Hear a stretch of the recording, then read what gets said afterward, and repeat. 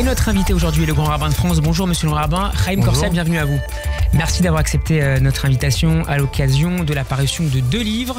D'abord un essai intitulé Comme l'espérance est violente, publié chez Flammarion, un livre dans lequel vous appelez à sauver l'espérance dans un monde balayé par les crises, la montée de l'individualisme et le repli sur soi, y compris sur le plan politique. Et puis chez Gallimard, vous faites paraître dans la collection Tract un texte sur la fin de vie, aider à vivre pour des vies dignes d'être vécues jusqu'au bout. On va y revenir dans le détail avec vous. Mais d'abord, une question plus générale sur votre intention, monsieur le grand rabbin. Pourquoi écrire maintenant, 4 ans après la parution de votre dernier livre, Réinventer les aurores? Pourquoi écrire autant, alors que vous rendez hommage par ailleurs à Edmond Flegg dans un 3e livre qui paraît chez Gallimard? Est-ce que vous percevez qu'on se trouve à un moment charnière sur un certain nombre d'enjeux majeurs et que la morale religieuse, en l'occurrence le judaïsme, a quelque chose à proposer à la société, pas seulement qu'aux juifs, face au risque de dérive? Ben voilà, vous avez tout dit, très justement dit. Il y a une nécessité. D'abord, il y a beaucoup de choses qui se sont passées depuis. Il y a eu le Covid, puisque mon livre, le précédent, est sorti juste avant le Covid, qui a posé la question du quoi qu'il en coûte, qui a posé la question de l'importance, de la fragilité, de l'engagement ce que Jean-Pierre Raffarin avait appelé la France d'en bas, des gens de peu, des gens qu'on voit jamais dans la photo de réussite de la famille France, les éboueurs, les vendeurs, les vendeuses, les porteurs, les livreurs, Et ils sont toujours sur la grande photo 3 ou 4 ans après? Non. On les applaudissait, les soignants, on les applaudissait à 20h. Tous les soirs à 20h, on les applaudissait. Plus personne ne les applaudit. Maintenant, on considère que voilà, c'est normal, on est passé à autre chose, point barre. Et moi, je trouve grave de ne pas réfléchir à l'intégration de tous dans une société où, au fond, on laisse espérer que ceux qui peuvent se payer le luxe d'espérer. Et je crois que l'apport essentiel du judaïsme dans l'histoire du monde, ça a été l'espérance. C'est-à-dire ce que dit Edmond Flegg. Vous parlez du livre que je vais faire sortir en septembre sur les 150 ans de la naissance d'Edmond Flegg. Mais Edmond Flegg, c'est celui qui a cristallisé à la perfection, me semble-t-il, ce qu'est le judaïsme. Le juif, pourquoi je suis juif? Parce que le juif continue à espérer quand tout le monde est déjà loin dans le désespoir. Au fond, c'est une façon de considérer que ce qu'on peut apporter au monde, qu'on soit juif pratiquant, pas pratiquant, engagé, pas engagé, fidèle de synagogue ou pas fidèle de synagogue, c'est une façon de voir le monde qui nous permet d'espérer au-delà du réel. Bah, c'est nécessaire aujourd'hui. Parce que si on n'écoute que votre bulletin d'information, comme tous les bulletins d'information, il y a de quoi vouloir abdiquer. Et les juifs n'ont jamais abdiqué. Jamais. Et ben on va continuer à ne jamais abdiquer. Vous parliez des soignants, des éboueurs. Est-ce que l'espérance n'est possible que s'il y a d'abord reconnaissance de chacun et du rôle de chacun, de l'apport de chacun? Vous voyez, c'est théoriquement juste ce que vous dites. Factuellement, c'est faux. Parce que si j'attends que les autres me reconnaissent, alors je pourrais attendre longtemps. Et moi, quand je parle de violence de l'espérance, oui, c'est un joli titre parce que c'est tiré de Apollinaire, d'accord. Mais en même temps, il faut faire quelque chose de ce que nous sommes. Au début, l'ouverture du Shulchan Aruch de Rabbi Yosef Karo, le livre de loi, qui est vieux, hein, il a 500 ans, il commence comme ça, « Id gaber ka'ari la avodat boro ». Lève-toi comme un lion pour servir ton créateur. Je ne crois pas qu'il faut commencer à te lever un peu, te détendre, machin, attendre, prendre un café. C'est ridicule tout ça. À un moment, si on veut servir le monde, faire ce qu'on appelle en hébreu tikkun olam, réparer le monde, bah, il faut se lever comme un lion au sens de être capable de mettre en mouvement quelque chose chez nous, y compris de se faire violence. Et réfléchissez bien, face à la violence permanente dans le monde, il faut qu'on oppose une autre violence. Laquelle? La violence de l'amour. Mais on voit bien dans les couples, quand il y a la violence de l'amour et qu'il n'y a pas le respect, cette violence, on n'est pas obligé d'y répondre. Quelqu'un peut aimer un autre ou une autre violemment, et si l'autre ne l'aime pas, c'est pas la respecter que de ne pas la laisser, ne pas répondre à cela. En revanche, la violence de l'espérance, je peux la faire partager à tous. Jamais l'imposer. Je parlais de crise. Jamais l'imposer. Je parlais de crise en ouvrant cet entretien avec vous, monsieur le rabbin. Celle que connaît Israël et le monde juif, par extension forcément depuis le 7 octobre, n'est pas finie, loin de là. La guerre pourrait même s'étendre en Israël sur le front nord. On disait il y a quelques instants avec notre correspondante à Jérusalem, Pascal Zonshine. Dans le monde occidental, la guerre est le prétexte d'un déversement de haine anti-juive, d'antisémitisme, de délégitimation accrue d'Israël. On l'a encore vu hier à l'Assemblée nationale. D'abord, comment est-ce que vous qualifiez ce qui s'est passé le 7 octobre? Est-ce que c'est un pogrom? Et est-ce que l'expression Shabbat Shroura, qu'on utilise beaucoup en Israël, le Shabbat noir, vous paraît opératoire? Non, alors, il faut voir les choses. D'abord, oui, c'est un pogrom de la pire des espèces, avec une violence à laquelle nous ne sommes plus habitués aujourd'hui. Et c'est finalement un signe. Alors, c'est ce que Bernard Lévy appelle très justement un événement, ce qu'on appellerait dans le monde économique un signe noir. Quelque chose qu'on ne voit pas venir. Quand il se déroule, on ne sait pas comment l'expliquer. Il n'y a rien pour expliquer cela. Cette haine, cette déshumanisation des Israéliens, des enfants, des vieillards, de tout, même des animaux. Rien, il n'y a plus rien qui compte. Ça, ce n'est pas une haine qui remonte à très très loin. Mais on a parlé de la figure d'Amalek. Ok, on peut invoquer toutes les figures que vous voulez. C'est quelque chose qu'on ne sait pas nommer. C'est ce que donc pourrait appeler un événement. C'est Bernard Lévy, dans son livre sur la solitude d'Israël, qui est assez formidable, et nous explique. Il y a là quelque chose d'incompréhensible parce que notre vision occidentale a gommé la possibilité de violence dans les rapports humains. Or, la réalité, c'est qu'il y a encore des gens dans le monde qui prônent cette violence, ils la font remonter où ils veulent. C'est pas à moi de justifier leurs actions, mais cette violence, nous y sommes confrontés et on ne doit pas abdiquer. C'est-à-dire qu'on doit considérer que, en restant ce que nous sommes, et moi je rends hommage aux soldats israéliens, à Israël, qui restent fidèles à ses principes humanistes. Et si la question de Gaza n'est pas réglée en 2 jours, et peut-être même moins, c'est que Israël s'est imposé des règles déontologiques pour mener ce qu'il doit faire, c'est-à-dire protéger sa population et éradiquer le Hamas, ce qui d'ailleurs arrange beaucoup de pays alentours. Non, tous les pays alentours. Mais en même temps, rester fidèle à ce qu'il est. Et je pense que moi, ce que j'essaie de mettre dans ce livre, alors d'abord parce que je l'avais écrit juste avant, je l'ai écrit en août 2023, et ensuite j'ai fait une longue introduction pour parler du 7 octobre, parce que ça questionne tout ce en quoi nous croyons. Parce que ça oblige à voir la haine aussi chez nous. Et ce qu'on voit, vous parlez de l'Assemblée nationale hier, mais l'instrumentalisation de Gaza pour espérer gagner des voix communautaristes, ça veut dire, parlons clairement, les voix des musulmans, c'est une honte qui entachera toujours et pour toujours ce que sont les députés LFI qui ont attisé le feu de la haine pour espérer glaner quelques voix qu'ils n'auront pas. Est-ce que ça pourrait remettre en cause aussi la présence juive en France? Certains s'interrogent sur l'avenir, peut-être pas forcément d'eux, mais de leurs enfants d'ici 10 ans, 15 ans. Mais moi, ça remet en cause la présence de l'antisémitisme en France, parce que la réponse du gouvernement a été ferme. La réponse des magistrats commence enfin à être ferme. C'est-à-dire?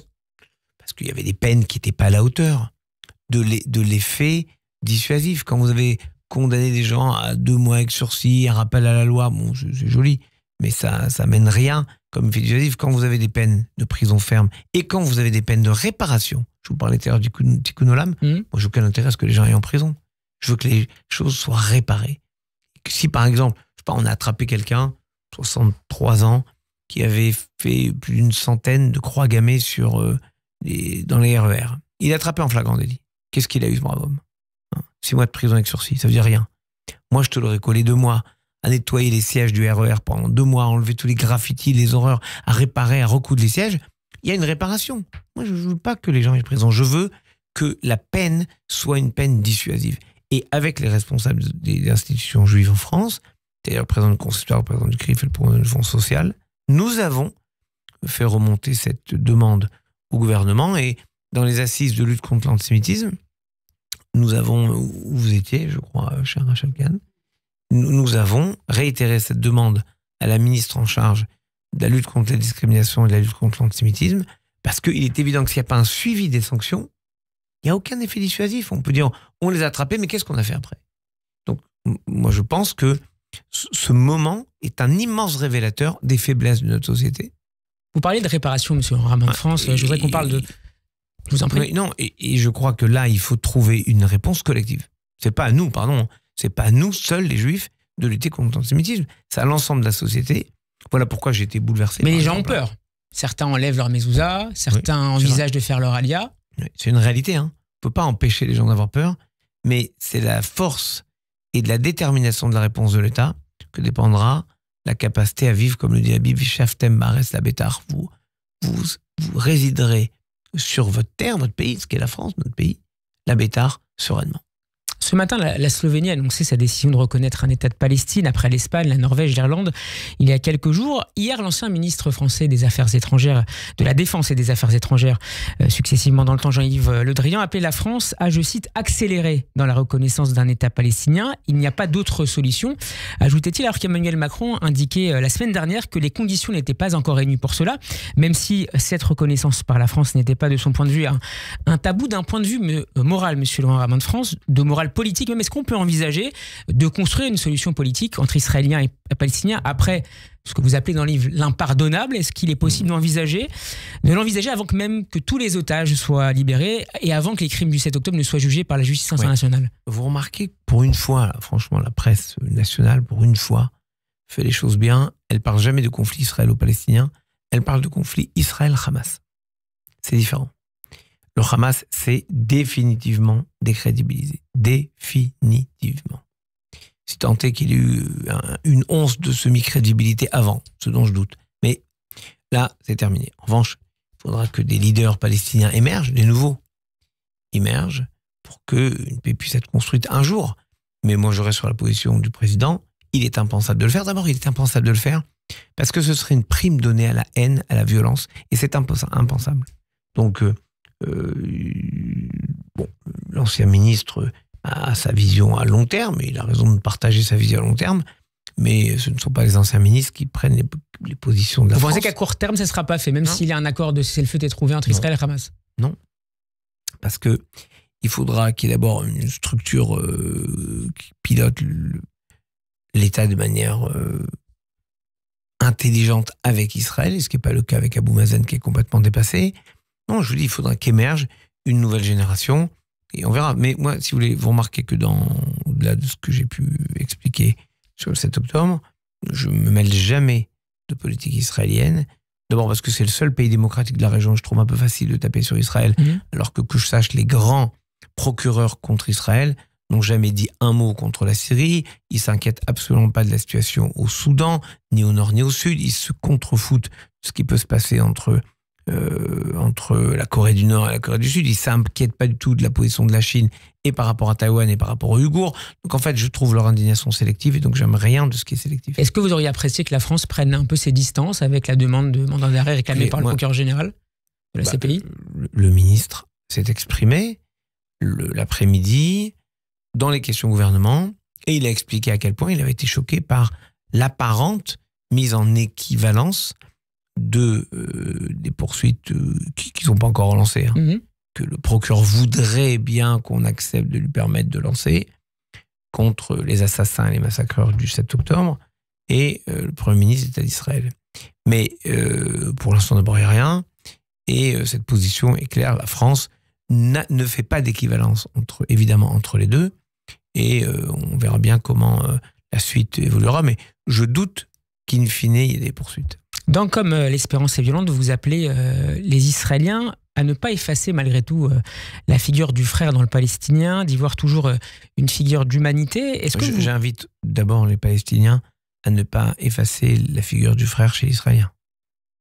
Bien sûr, mais vous le faites aussi dans l'autre sens. Oui, mais comme vous disiez qu'une partie, je préférerais rectifier. C'était évident peut-être, c'était plus évident. Oui, mais c'est évident, mais il faut aussi le dire, parce qu'à force de ne pas dire les choses, on en vient à les oublier, les occulter. Or, je pense je ne peux pas avoir une pensée, vraiment, le samedi à la synagogue, quand j'étudie la Torah, et le dimanche, le lundi, le mardi, le jeudi, quand je pense à la société. Okay. Donc si le Shabbat à la synagogue, je dis que Dieu lui-même ne chante pas quand les Hébreux passent la mer Rouge, parce que quand les anges lui disent « Mon Dieu, les Hébreux chantent, tout le monde chante, nous on chante, toi tu chantes pas », quand ton peuple, les Hébreux, est libéré d'Égypte et franchit la mer Rouge, il répond oui, mais mes enfants, les Égyptiens, sont en train de mourir. Et vous voudriez que je chante. Donc, les Égyptiens, même s'ils avaient asservi les Hébreux, étaient aussi les enfants de Dieu. Et il faut être capable, un moment, de reconnaître le visage de l'autre comme un frère, aussi lointain soit-il. Un moment, Jacob et Ésaü se retrouvent. Un moment, Isaac et Ishmaël se retrouvent dans la Bible. Donc, moi, je ne vais pas vous dire comment et à quelles conditions? Mais la condition, c'est la garantie absolue pour Israël. La garantie, c'est des gestes qui démontreront, regardez, la paix a pu être conclue et elle tient. Entre Israël et beaucoup de pays musulmans, beaucoup, que vous n'entendez d'ailleurs pas du tout sur ce qu'Israël fait pour se défendre à Gaza. Donc, oui, les choses avanceront un jour. Je ne fais qu'anticiper sur ce qui arrivera un jour ou l'autre. Vous citez le Monde d'hier de Stefan Zweig à quelques jours des élections européennes qui devraient profiter aux forces d'extrême droite sur le continent. Est-ce que vous vous inquiétez de voir se défaire le projet européen avec la montée des nationalismes, les menaces aux frontières avec la Russie? Est-ce que, du même coup, vous appelez les Juifs à, par exemple, ne pas voter dimanche à ne pas voter dimanche, je n'avais pas terminé ma phrase, pour le Rassemblement national et pour Reconquête. Non, pardon. Donc pas à voter pour un parti, mais à ne pas voter pour certains d'entre eux. Pas du tout. J'appelle d'abord à voter. Avec le président du consistoire, Maître Elie Korchen, nous avons essayé de lancer un appel que nous lançons là, quelques jours, on va le faire avant le 9 quand même, pour un appel à voter, parce que voter, c'est s'engager, et on ne peut pas abandonner le vote aux plus extrêmes. Et à ne pas voter pour les listes extrêmes. Les listes extrêmes. Et j'entends qu'en réalité, on parle de pourcentage, de sondage, etc.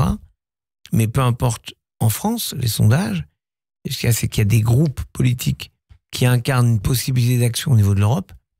Et se faire plaisir en votant pour des gens qui vivent une forme de fracturation, un rêve de fracturation de la société, ça mène rien de bien. Donc, chacun vote comme il l'entend, mais au moins voter. Je voudrais qu'on termine cette première partie d'entretien avant d'intégrer Rachel Kahn à cette discussion. J'ai toujours voulu intégrer Rachel Kahn. J'ai juste été silencieuse, j'écoutais. Et vous allez réagir, chère Rachel. C'est aujourd'hui que se poursuit, après un report à l'Assemblée nationale, l'examen de l'article 6 du projet de loi sur la fin de vie. Il définit les conditions d'accès à l'aide à mourir. Un texte qui a connu en commission le mois dernier une certaine évolution, une évolution majeure pour certains. Le critère d'un pronostic vital engagé à court ou moyen terme a été remplacé par celui d'une maladie en phase avancée au terminal. Globalement, avec les quelques minutes qui nous restent, qu'est-ce qui vous gêne dans l'idée de modifier la loi? En quoi elle est-elle non nécessaire et pourquoi elle modifie notre perception de la vie et de la mort? Je ne sais pas ce que c'est un diagnostic avancé. On est toujours dans un diagnostic avancé. Hein. Plus on avance dans l'âge, plus on est dans un diagnostic avancé. Donc on ne sait pas.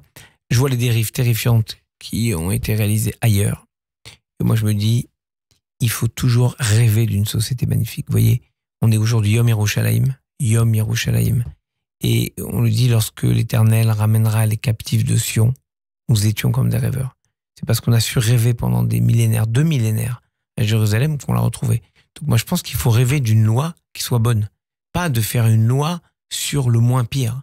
On a besoin d'une loi? Paul Ricoeur dit, quand le choix n'est pas entre le bien et le mal, mais entre le mal et le pire, c'est pas à la loi d'établir le mal comme étant formidable. C'est ça le risque. C'est qu'on est en train de dire, il y a des cas extrêmes.